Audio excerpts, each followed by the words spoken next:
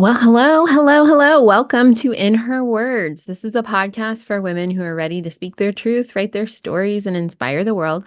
I'm your host, Jessica Buchanan, and this is episode 1. So, welcome. This is our inaugural introduction.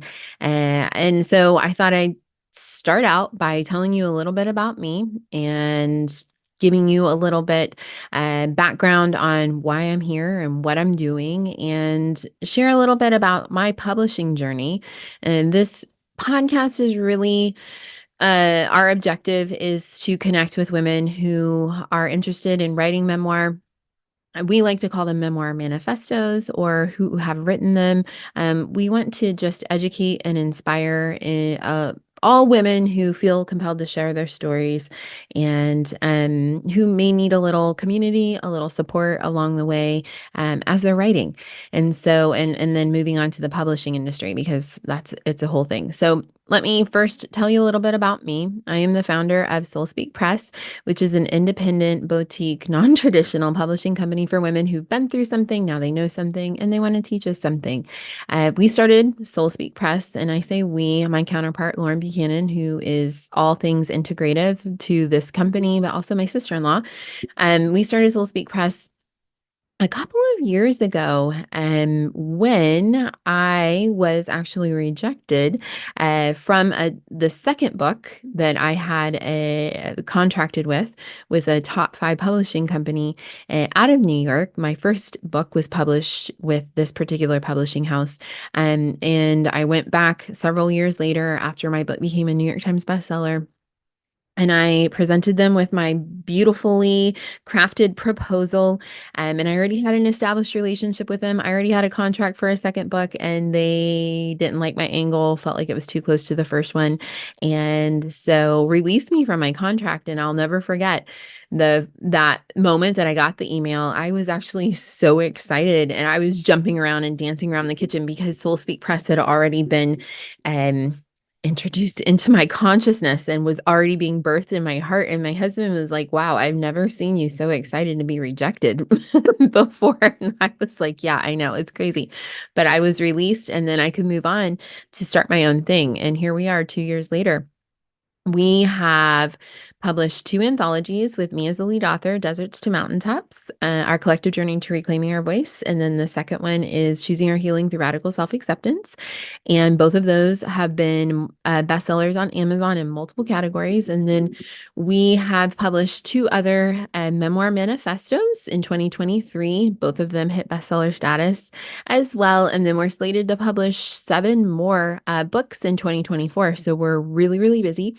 We are an all-woman team.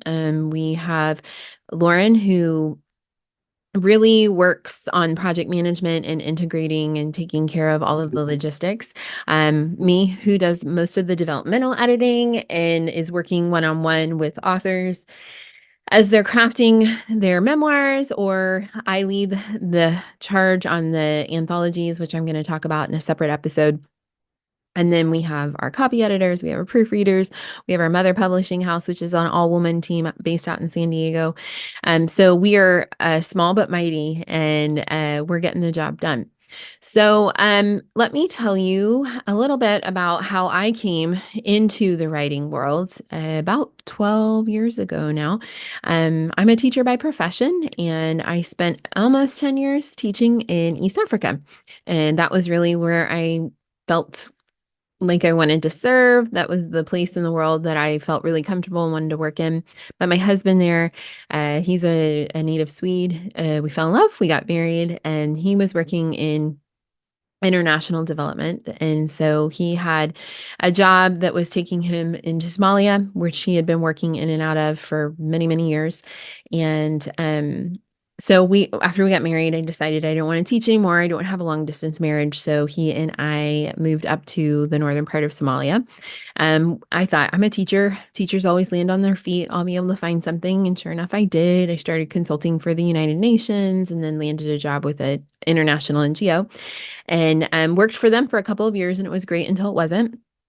In October of 2011, I was on a field mission with a colleague, and it was a 3-day training. And the third day, we were apprehended by armed gunmen and driven out into the desert, where we were forced to participate in a mock execution and then subsequently held for 93 days as hostages for a $45 million ransom demand. Um, until I got really, really sick. I got a urinary tract infection that moved into a kidney infection because I'm living out in the desert. And I'm just like smoothing over this because if you're interested in that story, there are many, many accounts of that. And we'll put the links to the book and in the show notes because I want to get to Soul Speak Press. But all roads lead to your purpose. And this was a really rough road. I'm not going to lie. It was a really hard way to go. But on day 93, on January 25th, 2012, by order of President Obama, SEAL Team 6 parachuted into the desert in the middle of the night and rescued me and my colleagues successfully. And here I am now, 12 years later, talking to all of you fine people about the world of publishing and memoir writing. So, as you can imagine, maybe not, the story of an American woman being held hostage in the desert and then rescued by the U.S. Armed Special Forces, most elite team, SEAL Team 6, hit the news. So it was a pretty high profile media event, as they would call it. Like so high profile that my family was like barricaded in their houses for days. They were being inundated by journalists. They kind of had to go into hiding. When I was reunited with them, we met at a very random place on the West Coast so that nobody could find us. It was crazy, especially coming out of a 93-day kidnapping where I felt like I was basically in a coma and had no idea that any of this was happening. I had no idea that anybody even knew I was alive. Well, they knew I was alive, but that anybody knew that this was happening. And so, as you can imagine, I was incredibly traumatized. Found out I was pregnant about a month after the rescue. My husband and I had a very happy reunion, and he is now 11 years old. And I just was completely overwhelmed by PTSD. I was sick. My pregnancy was really rough. We went back to Kenya, which was home for us, where we had a home, and tried to, find some sort of semblance of normalcy. And we were being approached for interviews and all the things, and I just kept saying, nope, nope, nope, nope. I don't want to talk about it. I don't want to talk about it. And then about 6 months into freedom, if you will, I woke up one morning and I thought, you know, I'm going to have this baby and things are going to get busy. My life is about ready to change. I'm going to start thinking about different things. I'm probably going to forget a lot of the details of what happened. I want to forget a lot of the details that happened, but before that happens, I want to record the details of what happened before we lose it all. And for him, for our baby, we knew we were having a boy. And then I also thought about, there are so many people that were involved. I mean, even like yesterday, I was having lunch with a friend who told me that her next door neighbor, she just found out, was involved in my rescue. I mean, when I say thousands of people were involved in this rescue, I mean, I am not exaggerating.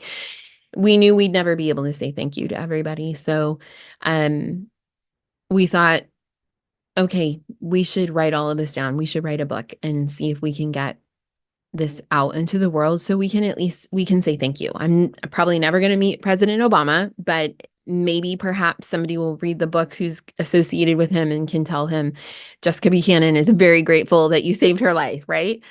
So I woke up one morning and I said to my husband about 6 months after the rescue, hey, I think I might be ready to start talking about this and start thinking about a way for us to tell the story. And so we did a little research and did a little Googling, and again, this was 12 years ago.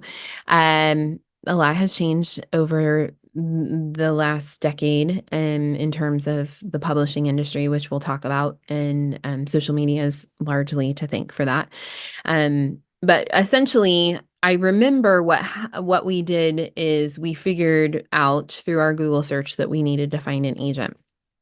We didn't know anybody who'd ever written a book before. I mean, I'd always written. I'm a very creative person. I've always journaled. I've written essays, long Facebook posts, but I'm a teacher. I was doing my work in Somalia in Africa. And so I had never really aspired to become a professional writer.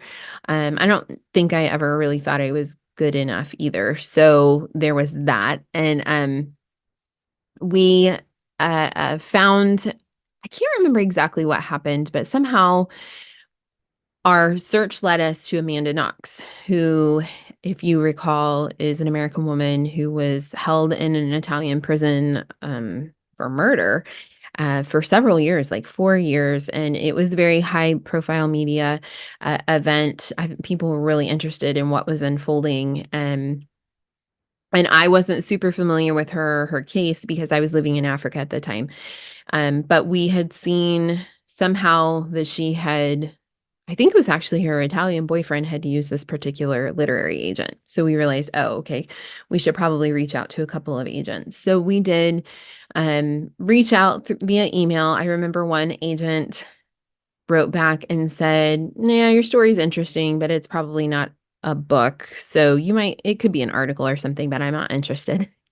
And I thought, I don't know. I mean, sure, you're the expert, but I kind of feel like this is interesting enough to write a book. I think it's an interesting enough story for a book. So I stuck to my guns on that one. And we eventually did connect with a literary agent who was interested and decided to move forward with her. And she specialized in, if you will, like true crime stories. So we definitely fit in her genre. And she did a really good job. We had a really good experience. We've since parted ways, so I probably won't spend a whole lot of time talking about that or that relationship.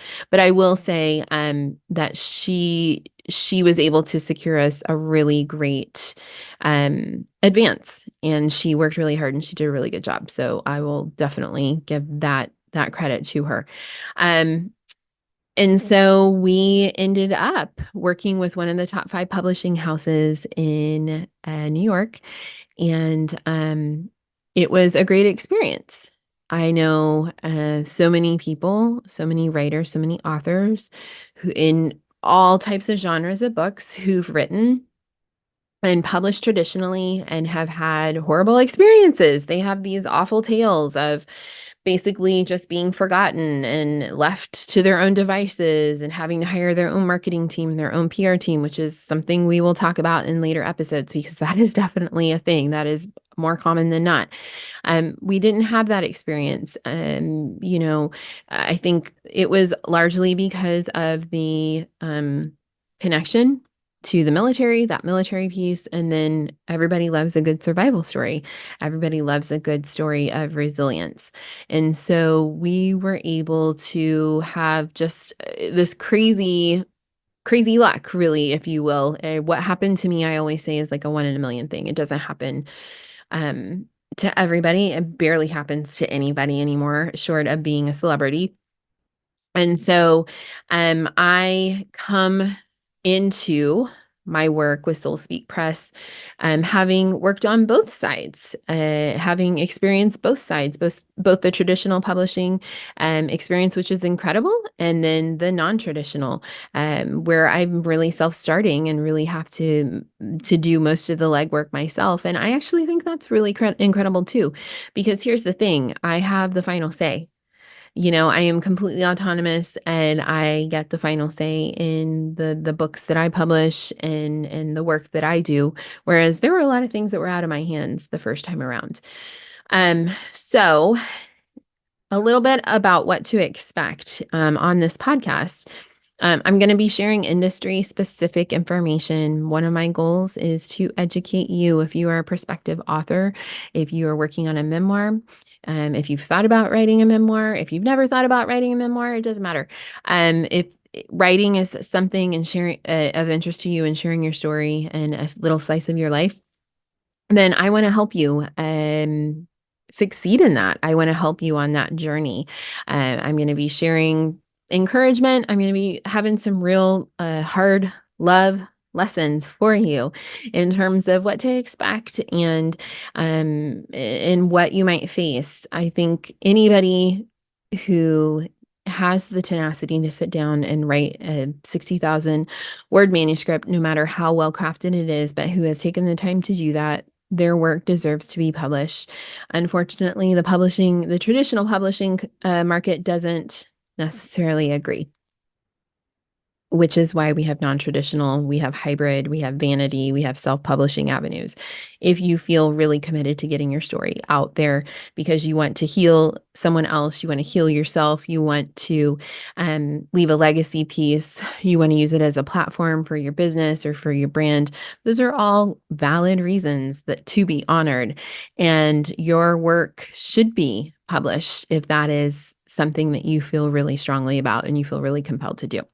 So I'm going to sign off because this is just an intro, but there's going to be so much more. I have so much to say, so many amazing authors to bring to you to talk about their publishing experiences. We're going to talk about memoir writing. We're going to talk about promotion.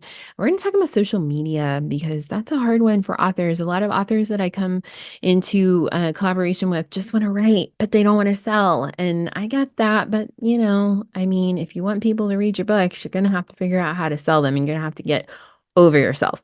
So we'll talk about that too. In the meantime, I hope this made sense and I'd love to connect with you. I hang out on Instagram most of the time, Jessica C. Buchanan, and then you can connect with us at Soul Speak Press. You can find me on www.jessbuchanan.com, soulspeakpress.com, or our anthologies, which I'll talk about in the next episode, deserts2mountaintops.com.